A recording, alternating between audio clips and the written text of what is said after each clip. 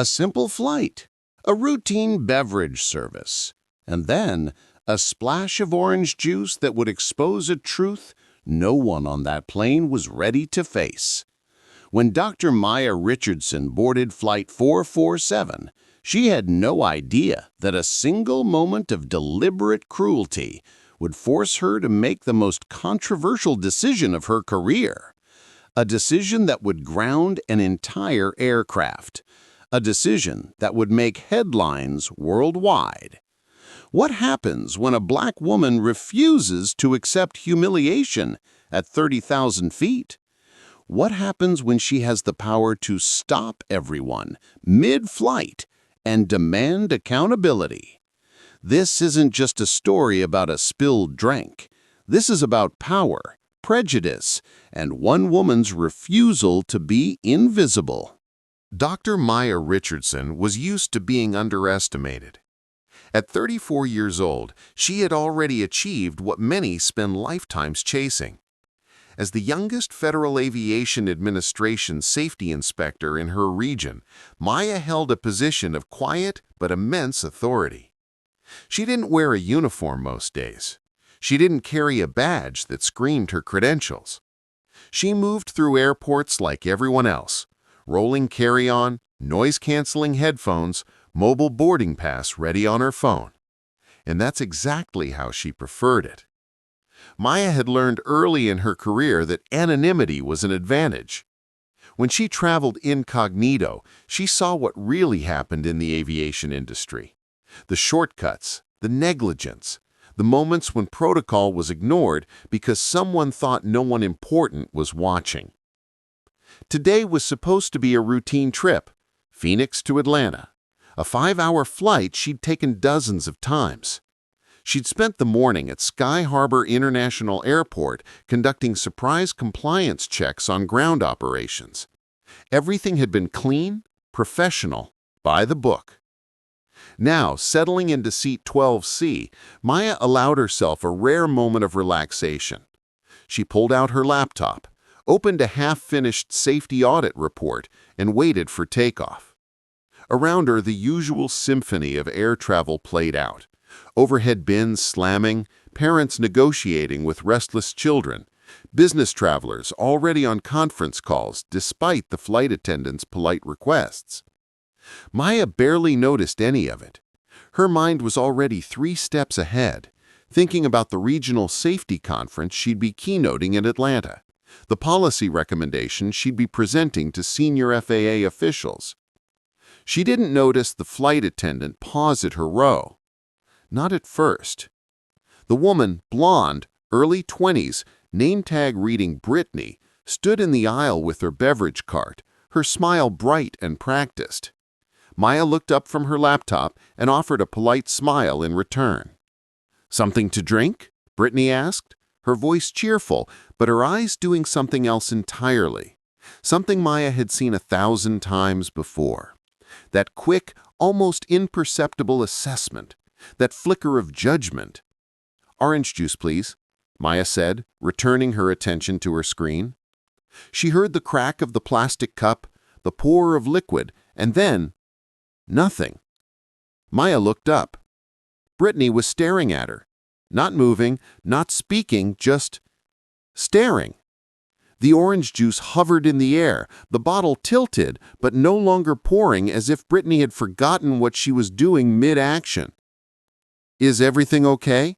Maya asked, her tone neutral, but her instincts already whispering warnings she didn't yet want to hear. Brittany blinked, seemed to snap back to herself, and handed over the cup with a tight smile that didn't reach her eyes. "Here you go." Maya took the cup, nodded her thanks, and turned back to her laptop. She didn't see the way Brittany's jaw tightened, didn't catch the way the flight attendant's gaze lingered just a second too long, something cold and resentful flickering beneath that professional exterior. The flight took off smoothly. Maya worked through her safety audit, occasionally sipping her orange juice, completely unaware that she had, somehow, without saying a word, become a problem for someone who didn't even know her name. 30 minutes into the flight, the seatbelt sign chimed off. Passengers began moving about the cabin, stretching legs, lining up for the bathrooms. Maya remained focused, her fingers flying across her keyboard, lost in the technical language of aviation safety protocols. She didn't notice Brittany making her way down the aisle again, this time without the beverage cart. She didn't see the way the flight attendant's expression had hardened into something darker. She didn't hear the whispered conversation happening 3 rows back between Brittany and another crew member, voices too low for passengers to catch, but body language speaking volumes. Maya Richardson, Federal Aviation Administration safety inspector, was about to learn a lesson that no amount of credentials, no government position, no professional achievement could protect her from. Because at 30,000 feet, she was just another black woman taking up space in a seat someone else had decided she didn't deserve. The second beverage service began an hour into the flight. Maya had finished her audit report and closed her laptop, finally allowing herself to fully relax. She leaned her seat back slightly, closed her eyes, and let the white noise of the aircraft engines wash over her. This was the part of flying she actually enjoyed. The enforced stillness, the inability to be reached, the rare permission to simply exist without demand or expectation. Maya heard the beverage cart approaching, the familiar rattle of ice and bottles and plastic cups. Maya opened her eyes and sat up, automatically straightening her tray table. Brittany appeared again, that same bright smile plastered across her face, but there was something theatrical about it now, something performative. "Would you like something to drink?" Brittany asked, her voice just a touch louder than necessary. "Water would be great, thank you," Maya replied. Brittany reached for a bottle, unscrewed the cap, and began pouring into a plastic cup. And then, as if in slow motion, her hand jerked. The entire bottle upended. Water cascaded across Maya's tray table, flooding over her laptop, soaking into her pants, pooling in her lap in a cold, shocking rush. Maya gasped, jumping back in her seat as much as the cramped space would allow. Her laptop, her government-issued laptop with months of reports and confidential safety data, was drenched. Water dripped onto the floor, onto her shoes, onto the bag at her feet. "Oh my God!" Brittany exclaimed. But there was something off about her tone, something that didn't quite match the supposed accident. "I'm so sorry. Let me get you some napkins." Brittany grabbed a small stack of napkins, pitifully inadequate for the amount of water now soaking through Maya's clothes, and thrust them toward her with an expression that looked more annoyed than apologetic. Maya took them automatically, her mind still processing what had just happened. She began dabbing at her laptop, at her clothes, painfully aware of every passenger in nearby rows now staring at her. "I'm terribly sorry about that," Brittany said, louder now, ensuring her words carried. "These bottles can be so slippery sometimes." But her eyes told a different story. They were sharp, assessing, watching Maya's reaction with an intensity that made the hair on the back of Maya's neck stand up. It's fine," Maya heard herself say, defaulting to the response that had been conditioned into her since childhood. "Don't make a scene. Don't be difficult. Don't be that black woman who causes problems." Brittany smiled, satisfied, and continued down the aisle with her cart. Maya sat there, soaked and humiliated, her hands shaking slightly as she tried to dry her laptop. Around her, passengers had already looked away, returned to their books and movies and conversations, the incident already forgotten. But Maya couldn't forget, because something in her gut, something honed by years of facing microaggressions and blatant discrimination, was screaming that this hadn't been an accident at all. She pulled out her phone and opened her notes app, her fingers moving with practiced precision as she documented everything. The time, the flight number, the flight attendant's name, the sequence of events. It was instinct now, this cataloging of indignities, this collection of evidence for battles she might need to fight later. 20 minutes passed. Maya had changed into a spare shirt from her carry-on, had wiped down her laptop as best she could, had tried to reclaim some semblance of dignity. Then Brittany was back. "I'm going to need you to put your tray table up," the flight attendant said, her tone clipped and cold. "We're experiencing some turbulence."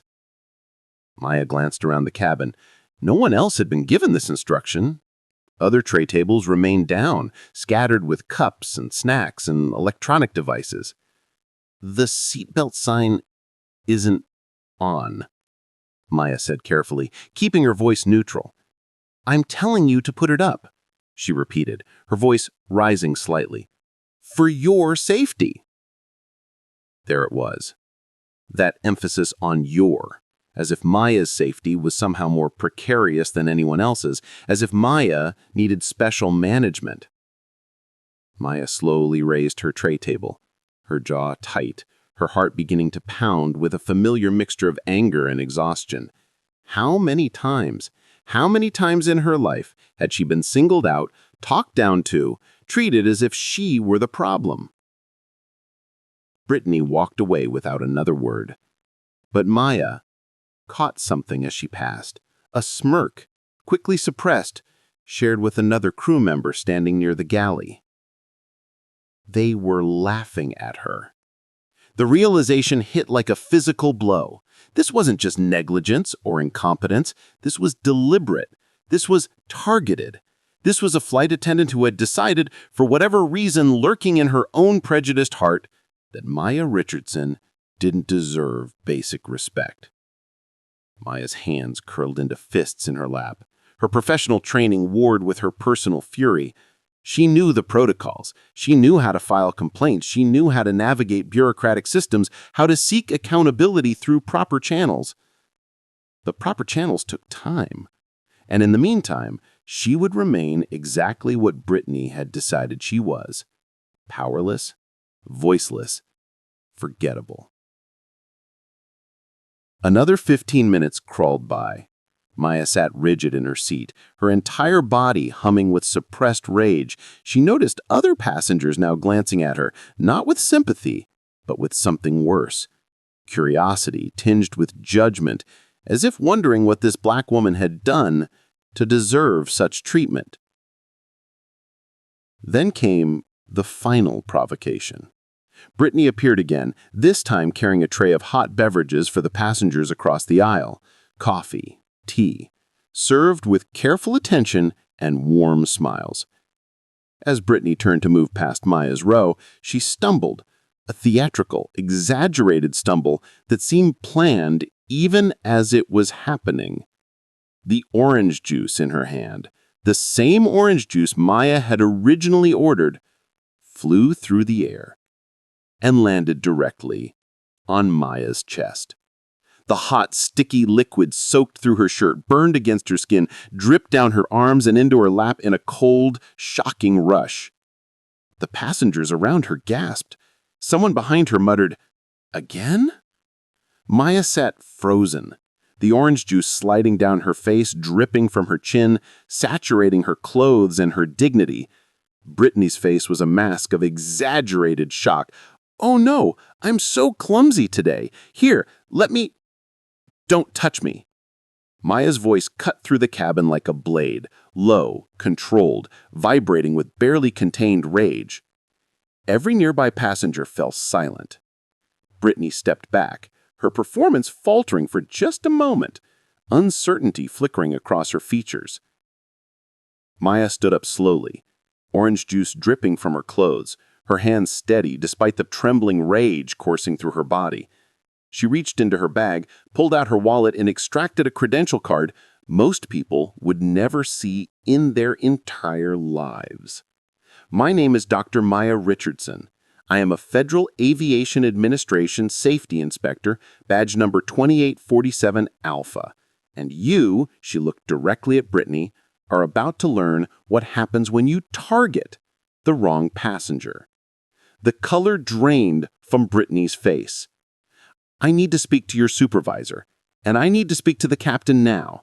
The cabin erupted into whispers, and somewhere in the cockpit, an alert light was about to start flashing because Dr. Maya Richardson was about to do something unprecedented in commercial aviation history.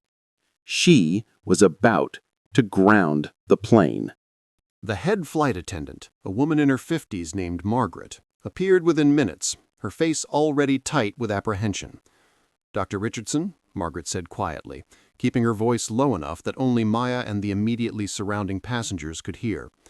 "I understand there's been an incident. Perhaps we could discuss this privately, in the galley?" "No!" The single word hung in the air like a sentence. "No," Maya repeated, louder now. "We're not discussing this privately. We're not sweeping this under the rug.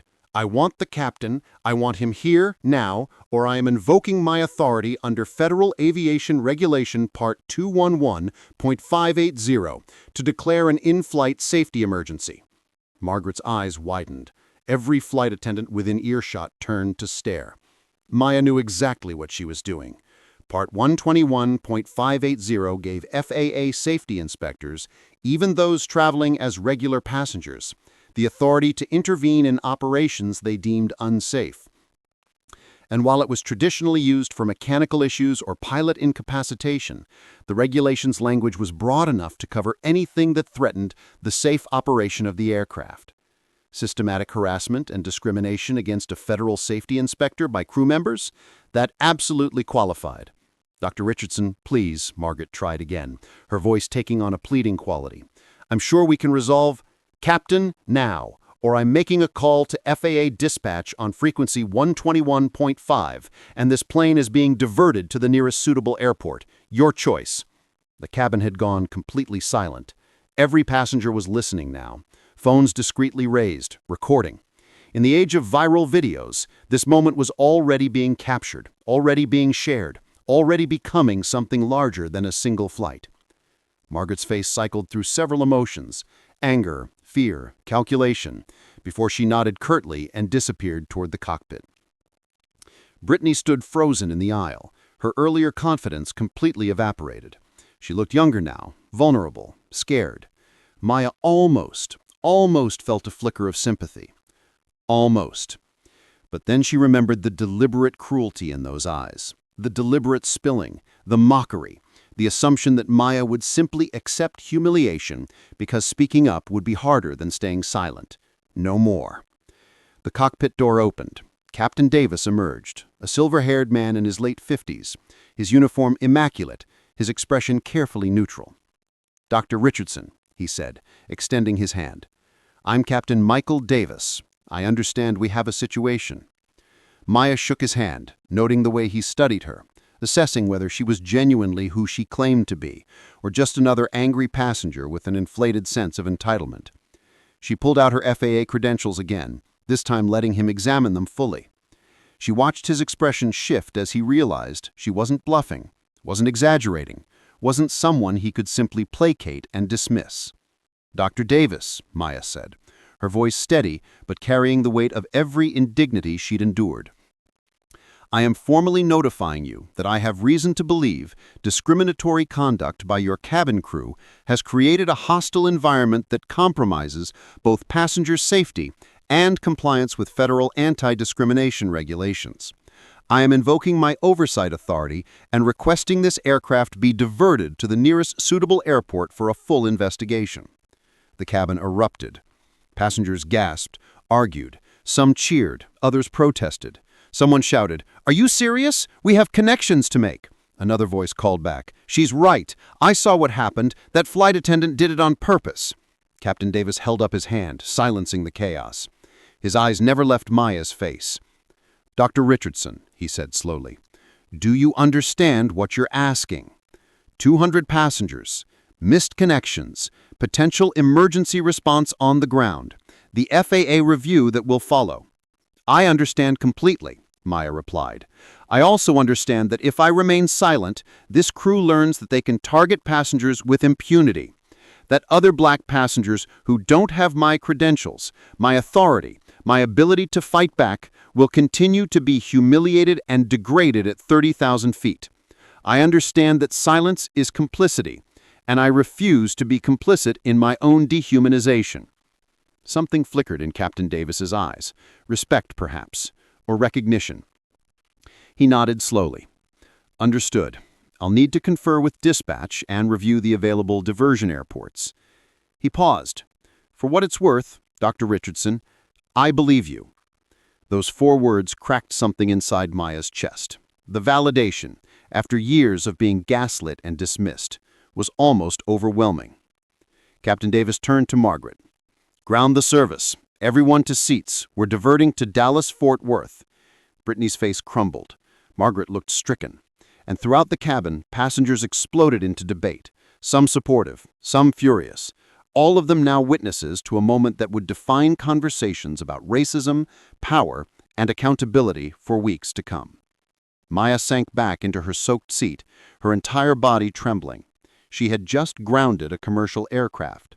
She had just forced 200 people into an emergency diversion. She had just done something unprecedented. And she had absolutely no regrets. Flight 447 landed in Dallas-Fort Worth 37 minutes later. Emergency vehicles lined the runway, standard protocol for unscheduled diversions. FAA officials boarded the aircraft before passengers were allowed to deplane.